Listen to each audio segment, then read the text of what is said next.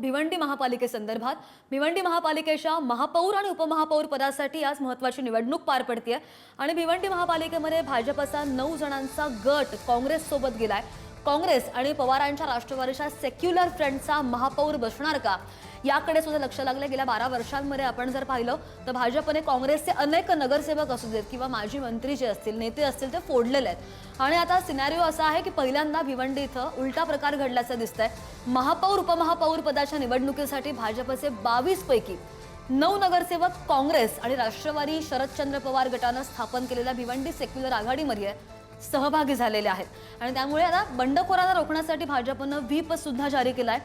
काँग्रेस राष्ट्रवादी शरद पवार गटाच्या पाठिंब्यावर भाजपचा बंडखोर गटाचे नेते नारायण चौधरी हे महापौर होण्याची शक्यता सुद्धा वर्तवली जाते आणि ही फाटाफूट म्हणजे भाजपचे प्रदेशाध्यक्ष रवींद्र चव्हाण यांना मोठा धक्का मानला जातोय।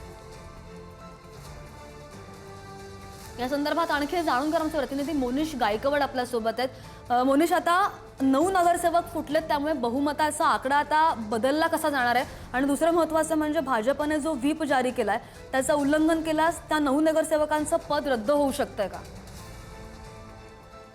या ठिकाणी नारायण चौधरी हे भाजपचे बंडखोर नगरसेवक आहेत। त्यांना आता काँग्रेस आणि राष्ट्रवादीने जरी बहुमत दिला असला, महापौर पदासाठी तरी निवड केली असली तरी इतर जे 9 नगरसेवक आहेत भाजपने दिलेल्या कारवाईच्या इशाऱ्यानंतर हे 9 नगरसेवक सतर्क झाल्याची अशी माहिती मिळते। त्याचप्रमाणे हा महापौर नक्की काँग्रेसचा होईल का असा प्रश्न या ठिकाणी निर्माण होतो। त्याचप्रमाणे भाजप आणि काँग्रेस हे आपापसामध्ये विरोधात होते, परंतु उद्या राहुल गांधी यांची RSSच्या विरोधात एक कोर्टामध्ये केस सुरू आहे, त्यामध्ये राहुल गांधी भिवंडीमध्ये दाखल होणार। त्याचप्रमाणे राहुल गांधींना या ठिकाणी जो पत्र आहे भिवंडीचे शहर अध्यक्ष रशीद ताईब यांनी हा संपूर्ण पत्र या ठिकाणी दिला आहे। त्याचप्रमाणे हा भिवंडीचा जो काँग्रेस आहे हा काँग्रेस समाजवादीचे आमदार रईस शेख आणि प्रदेशाध्यक्ष हर्षवर्धन सकपाळ यांनी विकल्याचा आरोप त्यांनी केला आहे।